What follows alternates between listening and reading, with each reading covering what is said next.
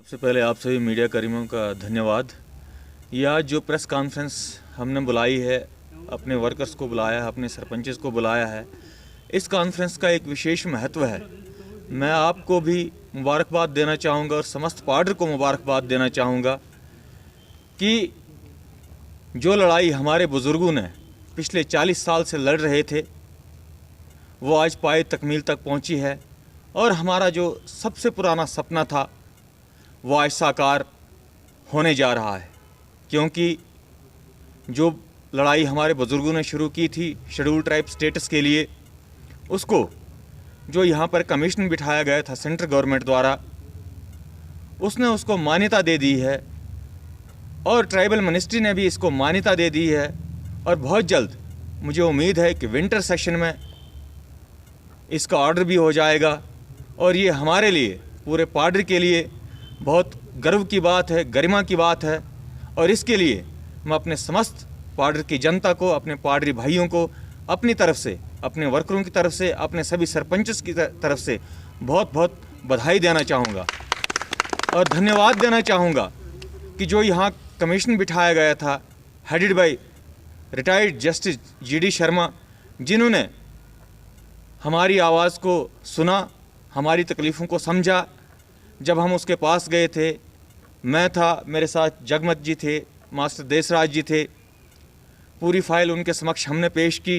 उन्होंने बहुत अच्छे तरीके से हमारे जो तकलीफ़ें थी हमने उनके सामने उजागर की, जो समस्याएं हमारे पार्डर में थी हमने उनके सामने उजागर की और जो हमारी डिमांड थी हमने उनके सामने रखी और उन्होंने बहुत ही अच्छा रिस्पांस दिया और मैं उनका अपने हृदय से बहुत बहुत धन्यवाद करना चाहूँगा। उसके बाद धन्यवाद करना चाहूँगा अपने ओजस्वी प्रधानमंत्री माननीय नरेंद्र मोदी जी का, उसके बाद अमित शाह जी का और अपने जो हमारे डिस्ट्रिक्ट किश्तवाड़ के मायनाज सपूत माननीय सुनील शर्मा जी।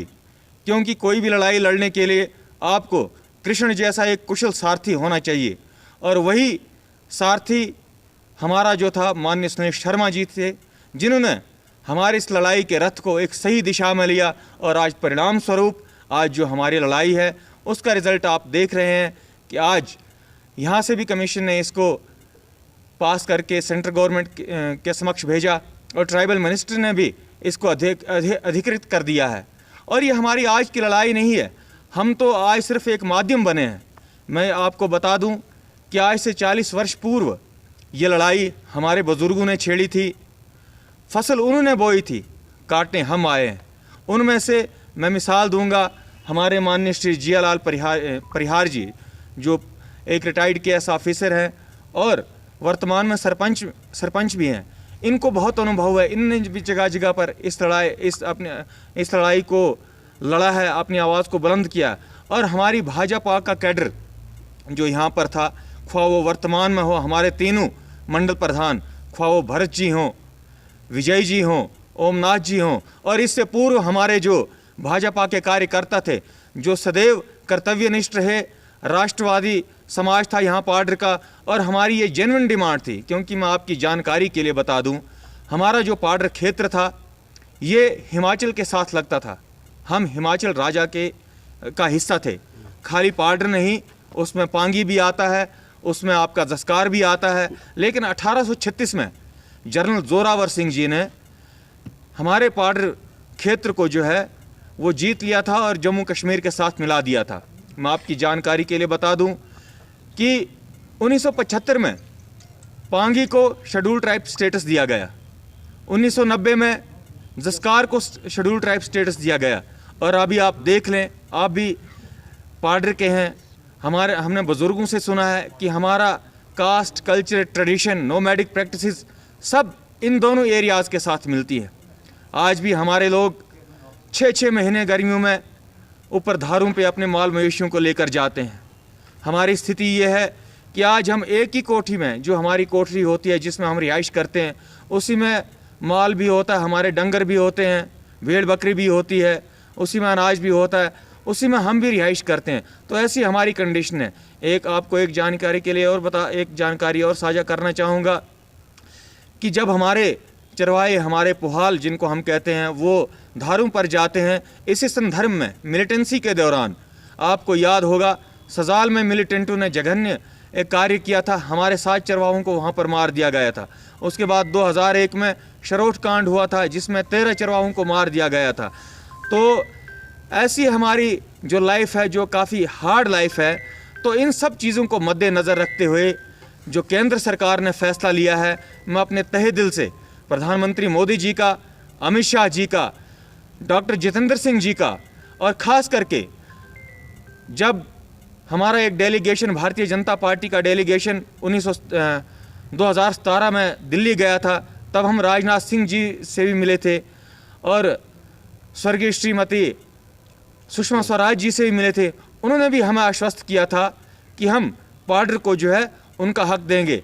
मैं अपने दिल की गहराइयों से माननीय राजनाथ सिंह जी का, स्वर्गीय श्री सुषमा स्वराज जी का अत्यंत कृतज्ञ हूँ कि जिन्होंने हमारी इस आवाज़ को बुलंद किया और आज पार्डर का एक एक सपूत, पार्डर की भोली भाली जनता, ख्वाह बुजुर्ग हो, नौजवान हो, बच्चे हों, बूढ़े हों, वो सदैव सदैव के लिए भारतीय जनता पार्टी के ऋणी रहेंगे। ये जो आशीर्वाद सेंट्रल गवर्नमेंट की तरफ से हमको मिला है, हमारी आने वाली पीढ़ियां जो हैं वो हमेशा हमेशा के लिए प्रधानमंत्री मोदी जी का कृतज्ञ रहेंगी, जिनका नारा था, सबका नारा है, सबका साथ, सबका विश्वास और सबका प्रयास। और इस नारे को उन्होंने परिभाषित किया है, उन्होंने साकार किया है कि वाकई अगर प्रधानमंत्री मोदी जी हैं जिन्होंने केवल भारत में नहीं पूरे विश्व में अपनी ख्याति का डंका बजाया है, और आज उनकी ख्याति जो है पूरे देश, उनकी वजह से हमारा जो राष्ट्र भारत है, इंडिया है, वो पूरे विश्व में एक महत्वपूर्ण स्थान रख रहा है और आज भारत की विजय पताका संपूर्ण विश्व में फहरा रही है। तो इन्हीं शब्दों के साथ मैं आप सभी मीडिया कर्मियों का धन्यवाद करूंगा और स्पेशल धन्यवाद करना चाहूँगा अपने वर्तमान में जो भारतीय जनता पार्टी के स्टेट के अध्यक्ष हैं माननीय रविंद्र रैना जी, जो एक मजबूत सिपाही की तरह हमारे साथ खड़े रहे, शाना बशाना हमारे साथ खड़े रहे और हमेशा अग्रसर रहे इस लड़ाई में हमारे साथ। मैं उनका भी अपने दिल की गहराइयों से बहुत बहुत धन्यवाद करना चाहूँगा। और जितने सरपंचेस हैं हमारे, जिन्होंने टाइम टाइम पे इस आवाज़ को बुलंद किया, इस लड़ाई में शाना बशाना एकजुट होकर साथ रहे। और ये आपकी जानकारी के लिए बता दूं, हमारा ये जो शेड्यूल ट्राइब स्टेटस जो हमको मिलने जा रहा है, ये विशेष धर्म या जाति के लोगों के लिए नहीं है। पार्डर में जितने भी विशेष धर्म संप्रदाय हैं उन सबको इसका फ़ायदा मिलेगा।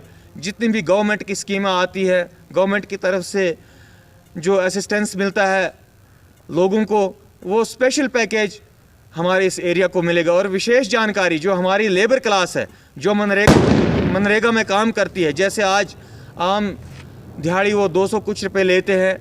आपकी जानकारी के लिए बता दूं कि उनके लिए महत्वपूर्ण खबर यह है कि मनरेगा में भी जो दिहाड़ीदार हैं, जॉब कार्ड होल्डर्स हैं, उनकी भी दिहाड़ी जो है वो बढ़ जाएगी और उसका वो भली भांति लाभ लेंगे। इस लड़ाई में संपूर्ण पार्डर के हमारे पूर्वज थे, उनने लड़ाई लड़ी, हमारे सरपंच थे उनने लड़ाई लड़ी, हमारे जो कार्यकर्ता थे, तीनों मंडल प्रधान थे, खो युवा मोर्चा हो या तीनों मंडलों के जो सीनियर पदाधिकारी हैं, और हमारे डीडीसी साहब माननीय श्री हरिकृष्ण जी, जो एक मजबूत सिपाही की तरह हमेशा खड़े रहे, और हमारे प्रभारी माननीय श्री जानकीनाथ मनहास जी, जो हमारे काफ़ी सीनियर वर्कर हैं, हमेशा पार्टी के साथ शाना बशाना खड़े रहे। और इस लड़ाई में मैं कहूँगा, जिनका नाम मैं अभी यहाँ भूल गया हूँ, मैं उनका भी धन्यवाद करना चाहूँगा। और इन्हीं शब्दों के साथ एक बार फिर से प्रधानमंत्री जी का, अमित शाह जी का, माननीय सुनील शर्मा जी का, रविंद्र रैना जी का और भारतीय जनता पार्टी का बहुत बहुत धन्यवाद करना चाहूँगा। की तरफ से एक मैसेज देना चाहूँगा कि जैसे ही शेड्यूल ट्राइब स्टेटस की घोषणा होगी केंद्रीय सरकार द्वारा, उस दिन पूरे पार्डर में दिवाली सा उत्सव होगा, हर घर में दीप जलेंगे और एक भव्य रैली का आयोजन होगा। क्योंकि ये लड़ाई जो थी ये छोटी मोटी लड़ाई नहीं थी और उसका फल आज मिला है पूरे पाडर वासियों को। और मेरी पूरे पाडर की जनता से हाथ जोड़कर विनम्र निवेदन है कि यह बहुत बड़ा आशीर्वाद हमको केंद्र सरकार के द्वारा, परमात्मा के द्वारा मिला है।